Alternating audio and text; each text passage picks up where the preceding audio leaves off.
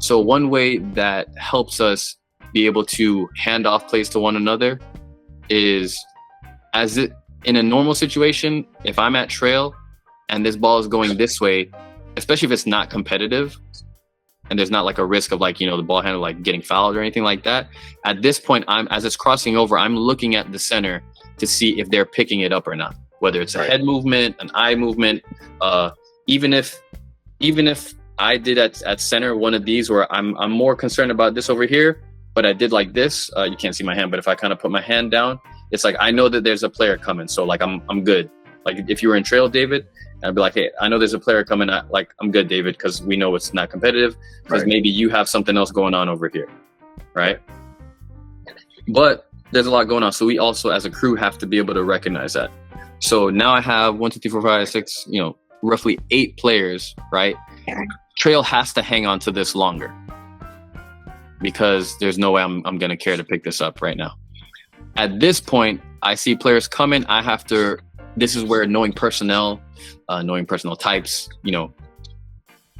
helps, right? So if I know that this is their shooter, she's coming off a screen, she's going to be looking to shoot, right? And you can usually tell that in the pregame and things like that. As she's coming around, the defender isn't like locking and trailing, as they would say, right? She's not tight on her. So I'm really more focused on if any screens are legal, right? Especially as this is coming. I wish I would have actually done my work a little bit earlier, right? I still move because I feel her coming for the most part. So I'm gonna see if I can pause it. So right before I actually see, oh my gosh, struggle. So right here, I know she's coming, and now is when I'm getting to here, these screeners, right? But I know she's still moving this way. So as she moves across, if I just even take a slight step the opposite way, that creates and keeps that A look. Right? So as that happens, I see the screen clears up. We're good to go. Right here, I get to enough space to where now I'm looking at, this is one thing you want to sequence is feet line defender. Anytime for like jump shooters or 3-point shooters especially, you want to say feet line defender. So what that means is you want to get their feet first, and where the line is, you're not really concerned as much about the 3-point line, especially if it's a wide open shot. But in this case, where defenders are going to be closing out, feet line defender. So Billy Smith taught me this. So you want to get feet because now you got to see first if they travel, if they take a hop step, blah, blah, blah. Line, obviously that should be kind of roughly in the same like area where you can see both at the same time. Defender, right? You want to immediately pick up the defender where they're coming from. So at this point, I know where's the defender. They're inside the 3-point line, right? So if they even get close to the shooter, are they a legal defender? I'll say like this. What are the chances, like if there is contact, that they're going to be legal? They're illegal, right? No illegal action has happened. There won't be a legal guarding position. Correct, right? Because now they're moving forward. And that's the one thing you can't do is move forward and create contact, right? If there's no contact, then no harm, no foul, right? But you have to have a heightened awareness so that'll help you make these decisions. So if you know that they're already going to be moving forward, you don't even really have to see the entirety of the thing. It's like, oh, you're moving forward. Like that's going to be an easy foul if there is contact, right? But the earlier you pick up that defender or transition your eyes to that defender, the quicker you'll be able to see the whole thing and make that decision. So as I'm going through it, I know she's moving forward, right? So feet line defender, that's the first sequence.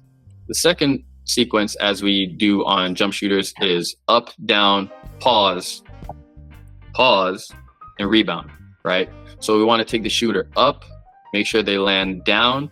We want to pause just to make sure they land. We're not, at this point, I'm not worried about rebound because this is the only show in town. If she twists an ankle, if she whatever, that's on me. My partners can handle rebounding right now. I have to get this right.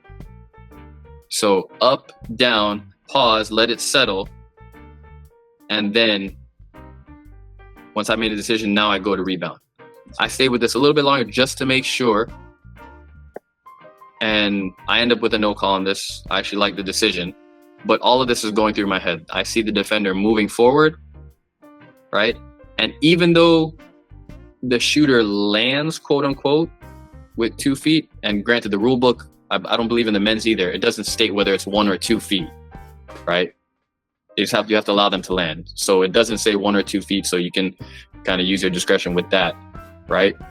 She gets 2 feet, but let's say there was some more contact to the body, and that's what caused her to go back.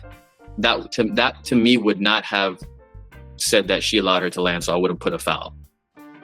The reason why I lay off of this is because the defender jumps to the side, lands on her side, and the offensive player, once her feet touches the floor, she now jumps back to the side to make it look like it. But I could have easily fell for it, right? And it's close. It's close.